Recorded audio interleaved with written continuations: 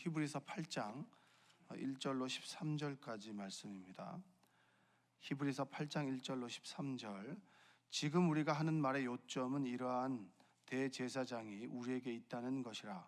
그는 하늘에서 지극히 크신 이의 보좌 우편에 앉으셨으니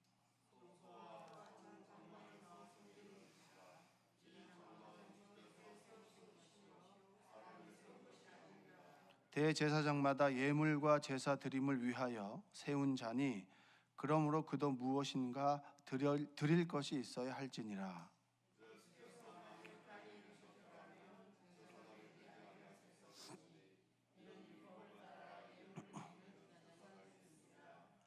그들이 섬기는 것은 하늘에 있는 것의 모형과 그림자라.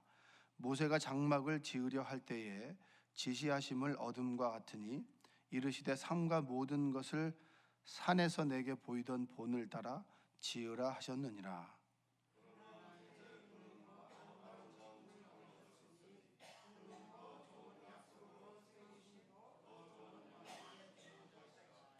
저 첫 언약이 무흠하였더라면 둘째 것을 요구할 일이 없었으려니와.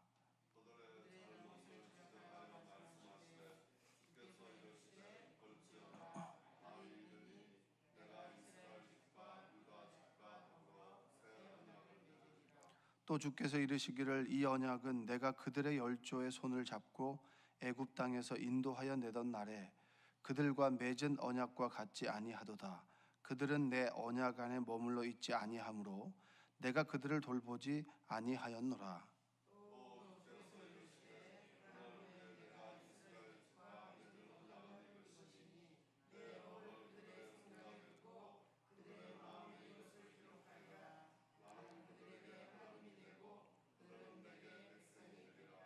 또 각각 자기 나라 사람과 각각 자기 형제를 가르쳐 이르기를 주를 알라 하지 아니할 것은 그들이 작은 자로부터 큰 자까지 다 나를 알미라.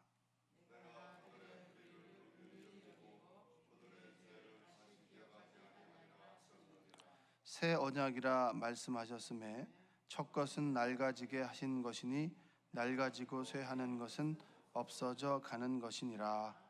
아멘.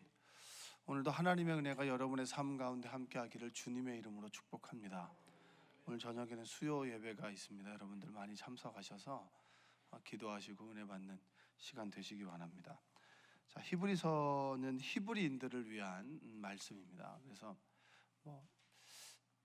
모든 타겟이 히브리 사람들을 위한 것은 아니지만 히브리 사람들에게 예수를 소개하는 그런 내용입니다. 그래서 구약의 율법들을 많이 비교해서 그리고 다른 구약의 성경 구절들을 많이 인용합니다. 왜냐하면 이스라엘 사람들은 그 구약에 있는 말씀들이 익숙하기 때문입니다. 그런데 중요한 것은 우리에게는 그것이 익숙하지 않아요. 익숙하지 않고 또 그 문화나 그리고 이제 성경에 나타나는 그 역사가 우리에게는 좀 친숙하지 않기 때문에 히브리서의 내용이 좀 어렵긴 어렵습니다. 자, 이제까지 대략 이제 멜기세덱 나오고 그리고 제사장 나오고 이렇게 했는데 그 요점은 이겁니다. 제사장은 레위 지파에서 나오는데 예수님은 유다 지파란 말입니다. 그렇기 때문에 어떻게 예수님이 대제사장이 될 수가 있습니까? 이렇게 사람들이 물을 때, 자, 예수님은 너희들처럼 너희들 혈육의 어떤 그 계보를 쫓아서 제사장이 되는 것이 아니다. 레위 지파는 제사장에 의해서 물림되고 대물림되어서 제사장이 되는데, 자, 예수님께서는 유다 지파이지만 멜기세덱을 따른다. 멜기세덱은 여러분 아시다시피 창세기에 나오는 그 아브라함이 그 10의 1조를 바쳤던, 어떻게 보면 부모도 없는 어떻게 조금은 신적인 존재와 같은 그 멜기세덱의 반차를 따른다. 멜기세덱을 좇아서 그는 대제사장이 된 계보가 루트가 다르다는 거예요. 루트가. 그런데 결과적으로는 너희들은 없어지지만 예수님을 통해서 온전하게 우리의 율법, 우리의 온전한 언약이 이루어진다. 이런 얘기를 이제 이자근까지 7장부터 하게 됐습니다. 자, 그래서 오늘 말씀은 이런 겁니다. 아주 심플하게 얘기하면 옛 언약과 새로운 언약을 얘기를 하는 거예요. 옛 언약은 돌에 새긴 언약입니다. 여러분, 모세가 시내산에서 율법을 받잖아요. 그렇죠? 율법을 어떻게 받았죠? 돌비에 새긴다 그러잖아요. 돌비는 돌비석이거든요. 돌에 새겼단 말이에요. 그래서 옛날에 공부할 때 그런 얘기 하잖아요. 야, 좀 머리가 안 좋으면 돌판에 글을 새긴다는 생각으로 열심히 공부해라. 그러면 돌판에 글을 새기는 시간은 좀 오래 걸려도 절대 지워지지 않는다. 그래서 끊임없이 노력하라 이렇게 얘기하잖아요. 그런 얘기 못 들으셨나요? 저는 공부할 때 맨날 그랬어요. 열심히 성실하게 해라. 돌판에다 글을 새기면 절대 잊어먹지 않는다. 이게 바로 어디부터 시작됐냐면 이게 바로 모세 10계명이잖아요. 여러분도 말씀을 자꾸 들어도 잊어먹고 잊어먹으면 하나님의 은혜로 여러분의 신비에 새겨진 은혜가 있기를 주님의 이름으로 축복합니다. 뭐 신비인지 돌인지 그건 잘 모르겠습니다만은, 자, 옛 언약은 돌에다 새겼단 말이에요. 근데 돌에다 새긴 언약은 중요한 것은 읽어야 되죠. 그렇죠? 돌에 있는 언약을 읽어야 그 율법이 나에게 새겨질 거 아닙니까? 근데 책 읽기를 진짜 싫어하는 사람이 있을 거 아니에요. 그럼 돌에다가 딱 새겨놔도 왔다 갔다 하면서 읽어요, 안 읽어요? 여러분 책 읽기 좋아하세요? 그래서 제가 이제 속장 교육을 할 때 질문을 합니다. 질문. 이번 주 질문이 뭐냐면 감명 깊게 읽었던 뭐 문장이나 그런 걸 하려고 하다가, 아이고, 여러분들이 뭐 바쁜 세상 속에 책을 몇 권이나 읽겠나 싶어가지고 그냥 책에서 읽었던 중요한 문장 또는 내가 들었던 설교 중에서 감명 깊었던 문구 이렇게 좀 나눠보라고 얘기를 했는데, 책 안 읽잖아요, 여러분. 성경도 그렇고 드라마는 잘 보지만 책은 잘 보지 않아요. 아무리 좋은 하나님의 문구를 돌에다 새겨놔도 사람들이 안 읽는단 말이에요. 읽기를 진짜 싫어하는 거예요. 그럼 어떻게 해요? 새겨놨는데 읽지 않으면 그것이 더 이상 나에게 언약으로 유효하지 않습니다. 유효하지 않단 말이에요. 그래서 여기서 어떤 말씀이 나오냐면, 자, 한번 읽어보겠습니다. 자, 여기서 우리가 읽어야 될 10절 한번 읽어볼게요. 10절 읽겠습니다. 또 주께서 이르시되 그날 후에 내가 이스라엘 집과 맺을 언약은 이것이니 내 법을 그들의 생각에 두고 그들의 마음을 이것을 기록하리라. 나는 그들에게 하나님이 되고 그들은 내게 백성이 되리라. 자, 새 언약을 주는데 옛 언약은 어떤 것이냐? 9절 한번 읽어볼까요? 또 주께서 이르시기를 이 언약은 내가 그들의 열조의 손을 잡고 애굽 땅에서 인도하여 내던 날에 그들과 맺은 언약과 같지 아니하도다. 그들은 내 언약 안에 머물러 있지 아니하므로 내가 그들을 돌보지 아니하였노라. 아멘.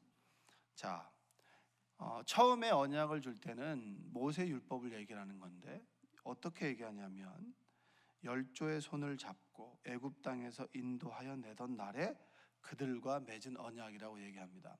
여러분, 어린아이들하고 외출을 할 때 부모님들이 어린아이의 손을 잡잖아요. 그렇죠?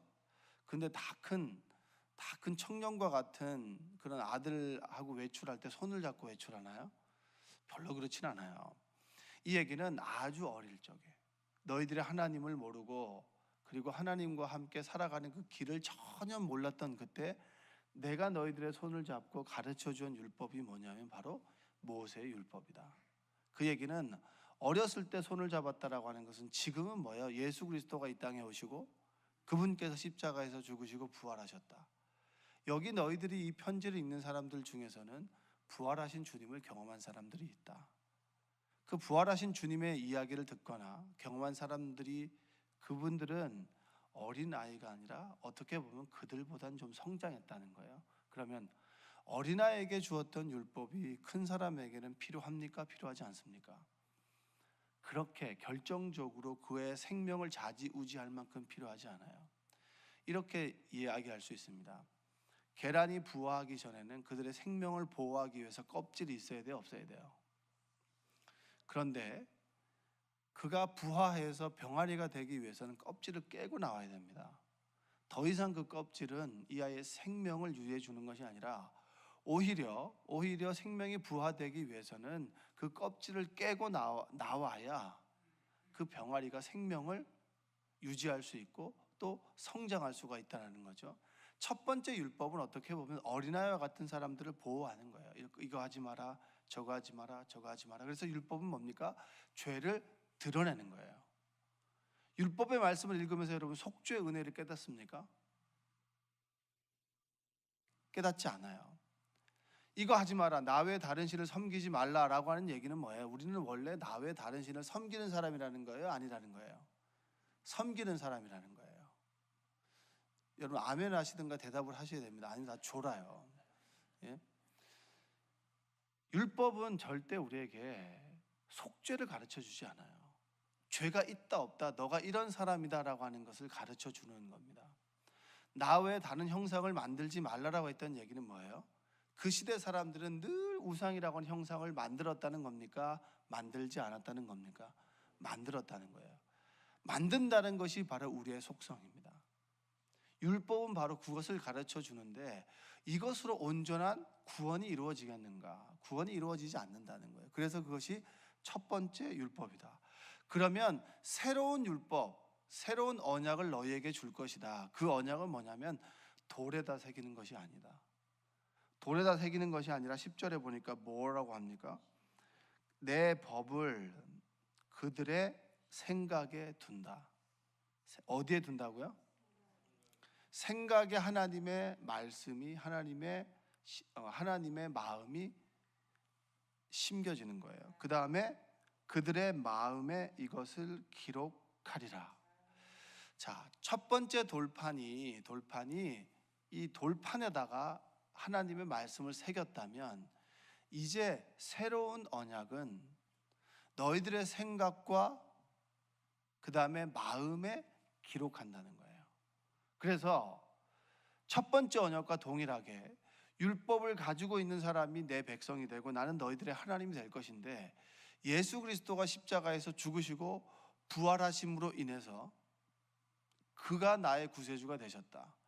그리고 그는 우리에게 성령으로, 보혜사 성령으로 이 땅에 오실 텐데 그가 오심으로 인해서 성령이 내 생각에, 내 마음에, 그래서 성령께서 내 생각과 내 마음을 주관하심으로 하나님께서 나의 하나님이 될 것을 너에게 가르쳐 주신다. 할렐루야.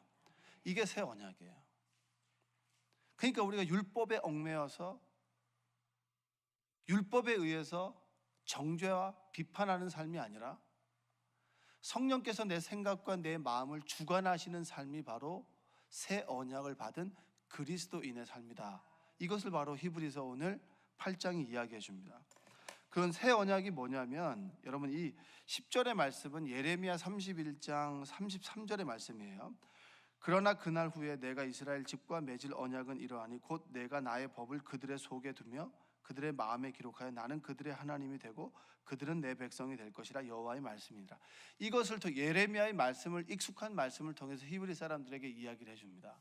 이 새 언약은 뭐냐면 요한복음 13장 34절을 보면 이런 구절이 있어요. 새 계명을 너희에게 주노니 서로 사랑하라. 뭐 하라고요? 서로 사랑하라. 내가 너희를 사랑한 것 같이 너희도 서로 사랑하라. 성령의 법이 내 생각과 내 마음에 거함으로 우리를 뭐하게 한다고요? 사랑하게 한다고요. 옛 언약은, 돌판에 새겨진 언약은 돌판의 그 글을 통해서 너희에게 하나님을 따르는 길은 이것이야 라고 얘기하면서 나 외 다른 신을 섬기지 마라, 섬기고 있지 섬기지 마라, 그거 하지 마라, 하라 하지 마라, 방향을 지시했다면 새로운 언약은 우리 생각과 마음 가운데 오셔서 서로 사랑하라. 사랑할 때 내가 오직 하나님인 줄 알리라. 그것을 알려주는 거 바로 새 언약이라고 하는 거예요. 여러분, 성령께서 여러분의 생각과 마음을 주관하실 때 우리는 사랑하게 됩니다. 할렐루야.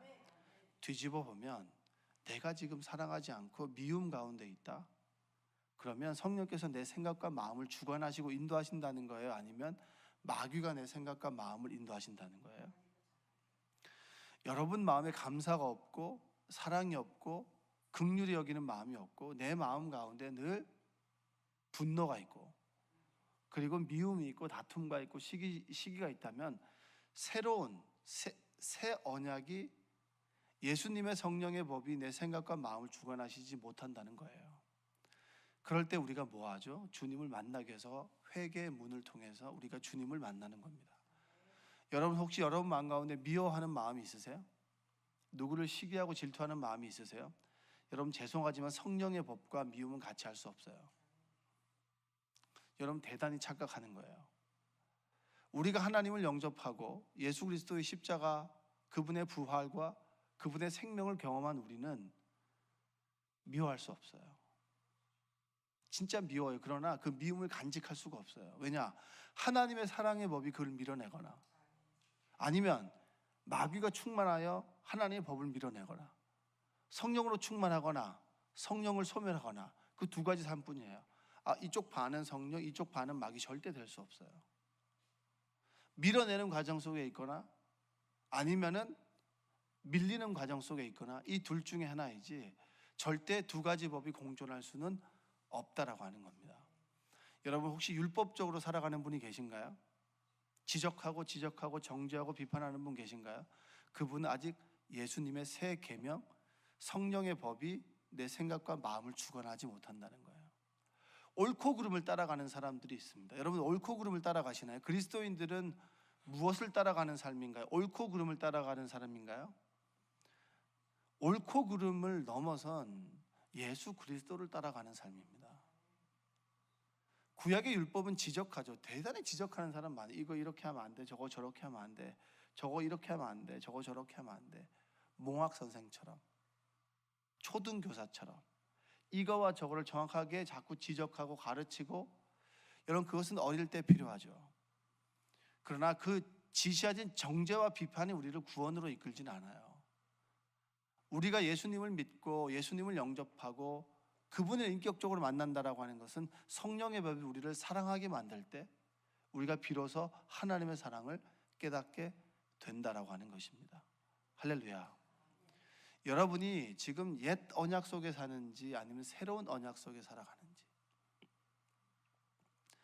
끊임없이 히브리서는 무엇을 이야기하느냐? 첫 번째 언약, 그리고 너희들의 그 제사장이라고 하는 그 틀, 그리고 첫 번째 율법이 가져다 준 그것은 모형과 그림자라고 얘기를 합니다. 모형과 그림자. 그것은 하늘에 있는 법을 나타내 주는 그런 모형일 뿐이다. 첫 번째 언약은 두 번째 언약을 준비하기 위한 것이다. 왜냐하면 첫 번째 언약이 흠결이 있기 때문에, 그 첫 번째 언약을 통해서 구원받은 사람이 없기 때문에 두 번째 언약 예수 그리스도를 통해서 구원의 길이 우리에게 열렸다. 우리가 예수 그리스도를 온전히 영접함으로 그분의 인도하심을 따라 살아가게 될 때 우리에게 생명이 주어질 것이다. 할렐루야. 그것을 히브리서가 이야기를 해주고 있는 겁니다. 여러분들 안에 하나님의 생명의 법이 충만하시기를 주님의 이름으로 축복합니다. 초기 그리스도인들이 예수님께 십자가에서 죽으시고 부활을 경험하고 승천을 경험했단 말이에요. 그리고 성령의 충만함을 입었어요. 성령의 임재를 경험하고 성령의 충만함을 입었습니다. 그리고 보니 이 율법이 하나님 주신 첫 번째 언약이 조금은 부족하구나. 그래서 예수님께서 오셔서 우리에게 생명을 주셨구나. 왜냐? 돌판에 새겨진 그 법은 우리에게 생명을 주진 않아요. 하나님께 가는 길은 가르쳐 주지만 생명을 주진 않는다. 그러면 우리가 유대교인들이 가지고 있는 첫 번째 율법에 집중할 것이 아니라 우리에게 생명이 되시고 길이요 진리요 생명 되신 누구에게 집중하라? 예수 그리스도. 할렐루야. 여러분이 예수의 생명의 법이 여러분 안에 있기를 주님의 이름으로 축복합니다. 예수님을 인격적으로 경험하고 그분의 부활을 경험하고 천국의 소망을 두는 여러분 되시기를 주님의 이름으로 축복합니다. 내일 이야기는 모형과 그림자에 대한 이야기입니다. 여기 5절에 보면 그들이 섬기는 것은 하늘에 있는 것의 모형과 그림자라. 모세가 장막을 지으려 할 때 지시하심을 얻음과 같으니 이르시되 삼가 모든 것을 산에서 내게 보이던 본을 따라 지으라 하셨느니라. 여기서 보면 뭐죠? 모형과 그림자라고 하는 거예요. 구약에 있는 제사장도 그렇고 그 다음에 있는 성막도 성전도 뭐라고 얘기합니까? 하늘에 있는 그림자라. 예수님께서 오시기 전에 예수님을 비추는 모형과 그림자라라고 얘기를 합니다. 자, 그럼 조금 적용을 해봅시다. 여러분, 이 시대의 성전과 성막이 교회라면, 그게 그 유형을 따르는 교회라면, 여러분, 이곳에서 우리는 무엇을 경험해야 됩니까? 하늘 나라를 경험해야 돼요. 교회에서는 시기와 질투를 경험하는 것이 아니라 하나님의 나라를 경험하고 예수님의 죽으심과 부활을 경험하고 부활을 살아내는 사람들의 간증을 들어야 되는 것이 뭡니까? 교회라는 거예요. 근데 지금의 교회가 한국 교회의 모습이 다투기도 하고 시기하기도 하고 질투하기도 하죠. 그렇죠? 실망할 필요 없어요. 원래 사람들은 그래요. 원래 늘 싸워요. 원래 미워하고요. 원래 권위 있는 자를 끌어내리려고 하고요. 권위를 무너뜨리려고 합니다. 왜? 그게 하나님의 법이 무너지기 때문입니다. 여러분들은 그런 거 하지 마세요. 싸우는 자리에 서지 마십시오. 기도하는 자리에 서세요. 늘 인류의 역사는 싸워왔어요. 인류의 역사는 전쟁의 역사잖아요. 그렇죠? 모든 과학 문명의 발전은 전쟁입니다. 전쟁. 이 전쟁은 여러분 살리는 겁니까? 죽이는 겁니까? 6의 1이에요. 죽이는 것은 6입니다. 살리는 것은 0이죠. 교회가 이 시대를 살리기 위해서 여러분이 기도의 자리에 있는 거예요. 여러분의 영이 살고 여러분의 가정이 살고 그리고 이 사회가 국가가 살기 위해서는 기도의 자리를 지켜나가는 사람들이 필요합니다. 교회는 하늘의 성소의 모형과 그림자예요. 근데 이것이 필요 없느냐? 우리는 이 땅 위에서 하늘나라를 맛보고 그리고 하늘나라를 소망하며 살아갑니다. 그럴 때 우리가 하늘나라를 맛보는 모형과 그림자가 바로 교회입니다. 이 교회에서 우리가 경험되어져야 되는 것은 뭐냐면 율법대로 지시하고 너 왜 그러니? 너 왜 그러지 않니? 여러분, 술을 마시면서 교회 나오는 것이 귀한 일인가요? 아니면 어떻게 교회에 다니는 사람이 술을 먹어? 이것이 맞는 말인가요? 술을 안 드시니까 잘 모르시죠, 그렇죠? 세상 사람들이 술을 먹습니다. 그리고 이제 집사님들 한 잔씩 쫙쫙 먹는 사람들이 많아요. 저한테 얘기를 해요. 근데 왜 저런 얘기를 하나? 나보고 한 잔 먹자는 건가? 아니면 한 잔 먹는 걸 이해해달라는 건가? 고민하는데 제가 이런 마음이 들었어요. 아, 그렇구나. 자기가 그래도 집사고 권사인데 술을 먹는 게 참 죄송합니다, 목사님. 그래도 내가 좀 말하지 않고는 견딜 수 없게 목사님께 말합니다. 한 잔 먹자는 얘기는 아닙니다. 이런 게 깨달아지고, 그리고 고마운 것은 뭐냐면 술을 먹어도 교회 나오는 게 감사한 거잖아요. 그렇죠? 그런 거 아닌가요? 율법으로 따져보면 어떻게 집사님 술을 먹습니까? 어떻게 권사님 술을 먹습니까? 어떻게 장로님 되어서 그렇게 합니까? 어떻게 목사님 돼서 저렇게 행동합니까? 이게 이제 첫 번째 율법이라면 쉽게 심플하게 적용하면, 두 번째 생명의 법, 사랑의 법은 뭐예요? 아이고, 술을 먹으면서 신앙생활하는 게 얼마나 힘들겠어. 얼마나 감사해. 교회 나와가지고 예배를 하러 드리니. 저 인간 예배 안 드렸으면 어떻게 될 뻔했어. 이 마음이 그거 아닙니까? 그렇죠? 그렇다 하나님께서 우리 안에 임재하시고 그분과 인격적인 만남을 보면 어느 순간에 술이 아무것도 아니게 여겨지게 되고, 그렇게 피우던 담배가 멀어지게 되고, 늘 다투고 지적하는 그 말버릇이 이렇게 살면 어떻게 하나, 하나님께서 기뻐하시나, 그런 회개가 되니 그렇게 하지 말아야지, 그래 좀 더 들어줘야지, 더 다독다독 해줘야지 라고 하는 삶으로 바뀌는 거 아닌가요? 첫 번째에서 두 번째로, 쉽게 말하면 율법에서 뭐죠? 사랑의 법으로. 여러분들이 율법의 어떤 신앙에서 예수 그리스도의 십자가 신앙으로 바뀌어진 은혜가 있기를 주님의 이름으로 축복합니다. 첫 번째가 두 번째 모형이었듯이 이 시대의 교회도 우리가 바라는 천국의 모형이고 그림자입니다. 여러분, 여기에서 우리는 지지고 볶고 싸우죠. 어떨 때는 성령으로 충만했다가 어떨 때는 성령이 확 식었을 때는 막 저렇게 하는 꼴이 저렇게 보기 싫어요 이러다가 또 성령으로 충만하면 그래 그럴 수 있지, 왔다 갔다 냉탕 온탕 하면서 살아가는 게 우리 신앙생활이에요. 그러나 끝까지 주님을 붙들고 가면 주님께서 우리를 이끌어 가십니다. 그 가운데서 뭐죠? 하늘의 기쁨과 소망을 맛보잖아요. 평화, 평화로다. 하늘 위에서 내려오네. 그 평화를 맛보고 그 평화를 누리고, 그리고 믿는 사람들과 지지고 볶지만 함께 살아가는 거, 그게 바로 뭐죠? 천국의 모형을 살아가는 우리, 새 언약을 주신 예수 그리스도의 십자가를 지고 살아가는 우리의 신앙의 모습인 줄로 믿습니다. 여러분들이 정죄와 비판이 아니라 사랑의 법으로 덮어주고, 그리고 사랑해주는 여러분 되시기를 주님의 이름으로 축복합니다. 자, 한번 따라서 해보세요. 지적하지 않겠습니다. 덮어주겠습니다. 미워하지 않겠습니다. 사랑하겠습니다. 네, 기도하겠습니다. 사랑과 은혜가 풍성하신 아버지 하나님, 감사합니다. 정죄와 비판을 넘어 생명과 사랑의 법으로 예수 그리스도를 따르는 그리스도인 되게 하여 주시옵소서. 때로 내 모습이 하나님 보시기에 너무나 부끄러울 때가 참 많이 있습니다. 그럼에도 불구하고 주님 믿고 잘 살려고 애쓰고 수고한 우리 성도님들을 주님 위로하여 주옵소서. 사랑의 법으로 덮어주시고 하나님 사랑이 온전하게 깨달아져서 그 사랑 해보려고 하나님께 부르짖고 새 힘 달라고 성령의 충만 달라고 부르짖습니다.